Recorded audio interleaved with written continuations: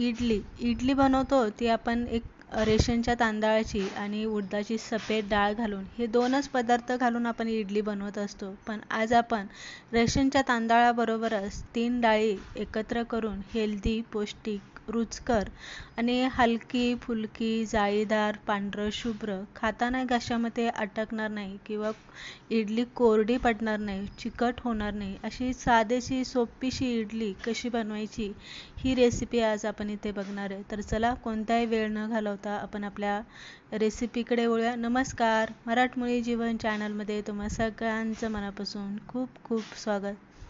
इथे मी रेशनचा तांदूळ घेतलेले आहे. शक्यतो इडली डोसे बनवताना रेशनच्या तांदळाचा वापर करावा, नाही तर एक उकडीचा तांदूळ असतो त्या तांदळाचा वापर सगळ्यात जास्त केला जातो.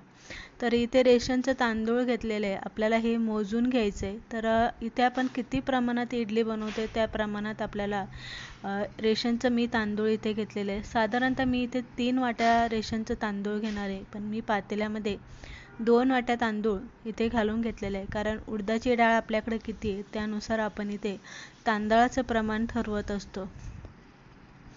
तर इथे मी एक जवळजवळ थोडंसं कमी 1 वाटी उडदाची डाळ घेतलेली आहे. त्यामुळे इथे मी रेशनचं तांदूळ 3 वाट्या घेतलेलं आहे.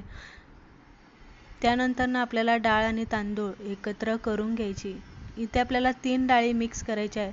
तर बाकीच्या 2 डाळी आपण इथे घेणार आहे. त्या अगोदर आपल्याला पीठ, मेथीचे दाणे मी इथे घातलेले आहे. त्यामुळे काय होतं, इडलीचं पीठ जे असतं ते चांगलं परमंडन होतं. एक छोटी वाटी घेतलेली आहे चण्याची डाळ मी घालून घेतलेली आहे. जितकी आपण चण्याची डाळ घेतलेली आहे त्या चण्याच्या डाळीचं अर्ध प्रमाण आपल्याला इथे मुगाची डाळ घ्यायची आहे. म्हणजे अर्धी वाटी मी इथे मुगाची डाळ घेतलेली आहे.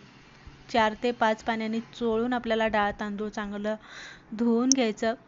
डाळ तांदूळ भिजत घालताना पातेलं आपल्याला मोठं घ्यायचं, कारण डाळ फुगायला जागा भेटते. साधारणतः 7-8 तास आपल्याला हे डाळ तांदूळ इथे भिजायला ठेवायचं. तर इथे तुम्ही बघू शकताय 7-8 तासानंतर एकदम पांढरं शुभ्र असं तांदूळसुद्धा दिसतात, ते भिजले गेलेले, डाळसुद्धा चांगली फुगली गेलेली. त्यानंतर इथे आपल्याला एक मिक्सरचं भांडं घ्यायचं, त्यामध्ये हे भिजलेलं डाळ तांदूळ घालायचं. आता कधी कधी काय होतं, आपली इडली मऊ लुसलुशीत होत नाही, ती लगेच अशी थंड झाली की कोरडी पडते. त्यामुळे काय करायचं, ज्या वाटीने आपण तांदूळ मोजून घेतलं होतं 3 वाट्या तांदूळ आणि 1 वाटी उडदाची डाळ घेतलेली, त्यासाठी त्याच वाटीने आपल्याला शिजलेला भात इथे घ्यायचा. त्याच तांदळाचा भात इथे शिजून घ्यायचा आणि तो भात आपल्याला यामध्ये घालायचा. यामुळे काय होतं, इडली कोरडी पडत नाही किंवा घशामध्ये कोरडी अजिबात अटकली जात नाही, इडली अजिबात अटकली जात नाही. आणि जे पीठ आपण दळून घेतो डाळ तांदूळ, ते व्यवस्थित दळलं जातं मऊसूत. आणि दुसरी गोष्ट, भात घातल्यामुळे काय होतं, इडली जी आहे आपली पांढरं शुभ्र बनते, तिला छान जाळी येते.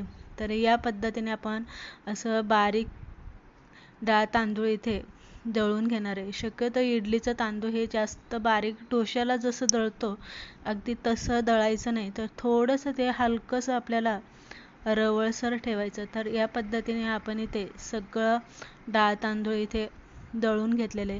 तर इथे तुम्ही बघू शकता या पिठावरनंच ते किती पांढरं शुभ्र झालेलं आहे. त्यानंतर त्यामध्ये आपल्याला चवीप्रमाणे मीठ घालायचं. 2 चमचे मी इथे मीठ घालून घेतलेले.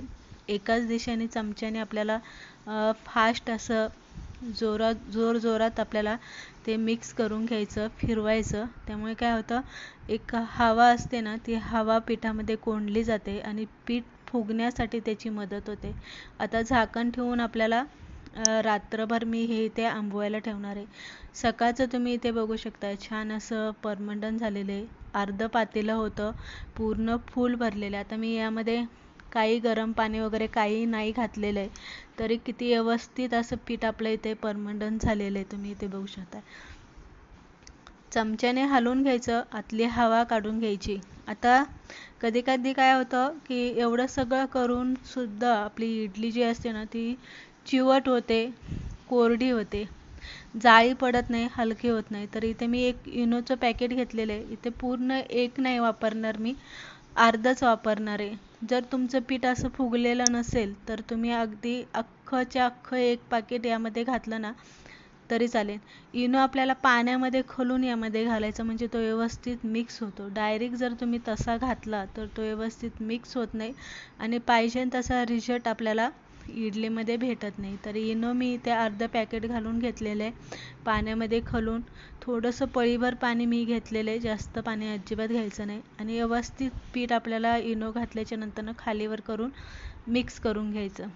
आता इथे आपण इडली करून घेणार आहे. इडली पात्रामध्ये सगळ्यात पहिलं आपल्याला पाणी गरम करायला ठेवायचं.